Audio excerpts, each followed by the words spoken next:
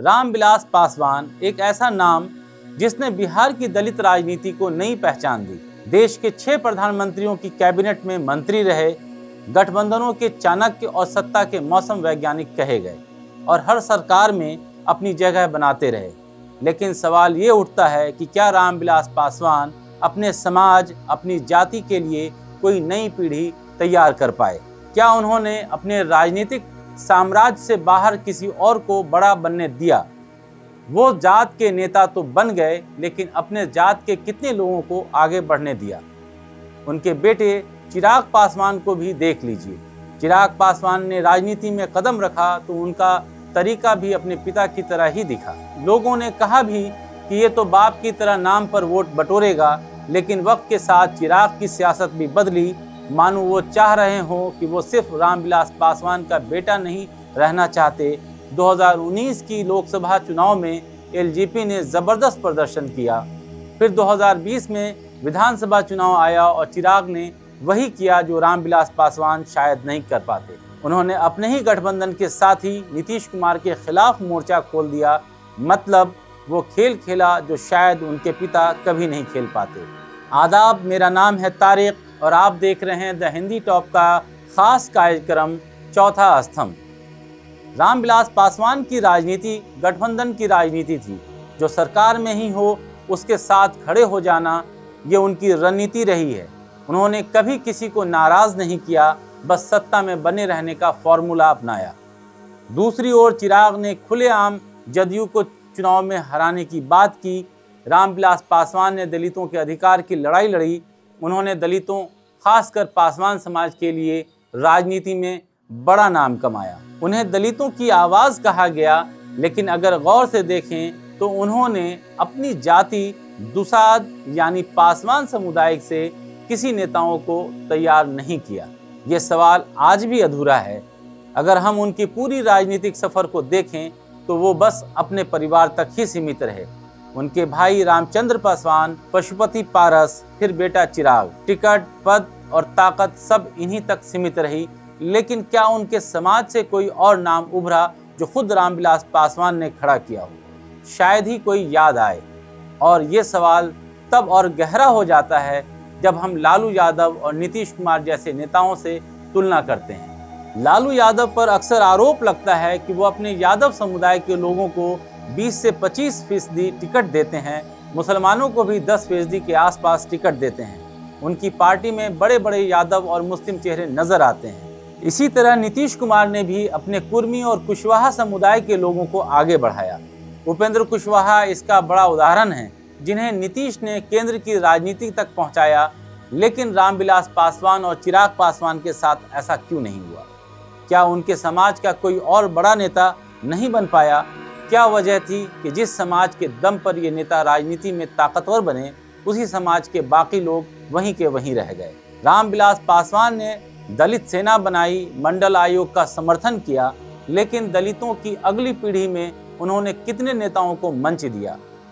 अब बात करें चिराग पासवान की, तो वो भी उसी रास्ते पे चलते दिखते हैं। 2024 की चुनाव में उन्होंने 5 में से 5 सीटें जीती, पर इनमें से कितनी सीटों पर उनके समाज के चेहरे थे? परिवार और रिश्तेदारी को हटाकर देखें तो उनका संगठन भी उन्हीं के इर्द गिर्द सिमटा हुआ दिखता है। लोग कहते हैं कि कोई किसी को अपने से बड़ा नहीं होने देता, लेकिन अपने से छोटों को तो बड़ा किया जा सकता है। पर रामविलास पासवान और चिराग ने वो भी नहीं किया। वो अपने समाज के वोट से सत्ता में तो पहुंचे, लेकिन उसी समाज का नेतृत्व उन्होंने अपने तक सीमित रखा। अगर इन नेताओं ने अपने समाज के 50 और युवाओं को मंच दिया होता तो आज पासवान समाज का राजनीतिक प्रभाव कुछ और ही होता। यही फर्क होता है समाज के नेता और नेता बनने में। नेता बनना आसान है, लेकिन अपने समाज को ऊपर उठाना असली नेतृत्व होता है। चिराग पासवान अब एक नई राजनीति करना चाहते हैं। वो खुद को बिहार फर्स्ट, बिहारी फर्स्ट के नारे से जोड़ते हैं। उनका अंदाज सोशल मीडिया फ्रेंडली है। बॉलीवुड बैकग्राउंड, स्टाइलिश व्यक्तित्व और तेज बोलने का तरीका, उन्हें लगता है कि ये सब उन्हें युवा वर्ग से जोड़ता है।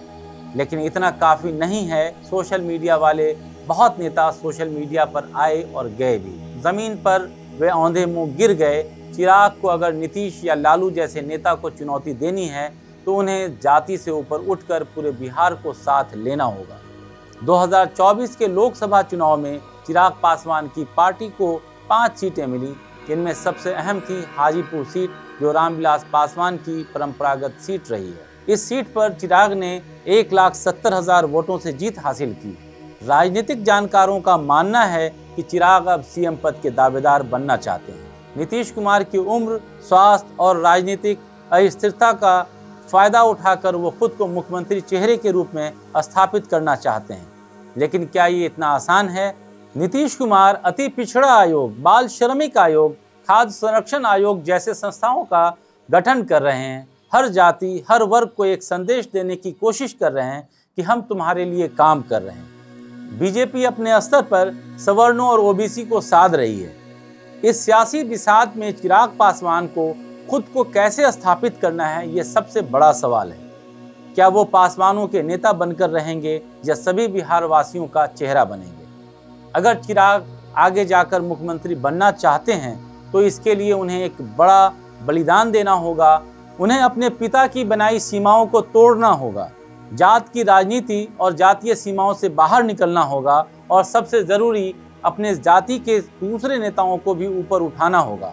वरना इतिहास तो यही कहेगा कि एक और नेता जो सिर्फ अपना किला बचाता रहा, समाज को नहीं बना पाया। अगर वो सच में चाहते हैं कि इतिहास उन्हें याद करे तो उन्हें पासवान समाज के सैकड़ों नौजवानों को टिकट देना होगा, मंच देना होगा, नेतृत्व देना होगा, जैसे लालू यादव ने दिया। तभी तो लालू यादव या नीतीश की बराबरी में खड़े हो सकते हैं। अगर वो रामविलास पासवान के जैसे ही केवल जाति की राजनीति करके चलते रहेंगे तो वो भी एक दिन इतिहास के पन्नों में सिर्फ रामविलास पासवान के बेटे बनकर रह जाएंगे। राजनीति में विरासत मिलती है लेकिन नेतृत्व कमाना पड़ता है। इसलिए अब आगे ये देखना होगा कि चिराग इतिहास के कितने आगे जाते हैं या इतिहास में ही रह जाते हैं। अभी के लिए बस इतना ही। आपको ये वीडियो कैसा लगा हमें कमेंट बॉक्स में ज़रूर बताइएगा और ऐसे ही वीडियो के लिए हमें यानी द हिंदी टॉप को सब्सक्राइब करना न भूलें। हमें एक्स यानी ट्विटर, फेसबुक और इंस्टाग्राम पर फॉलो करना न भूलें।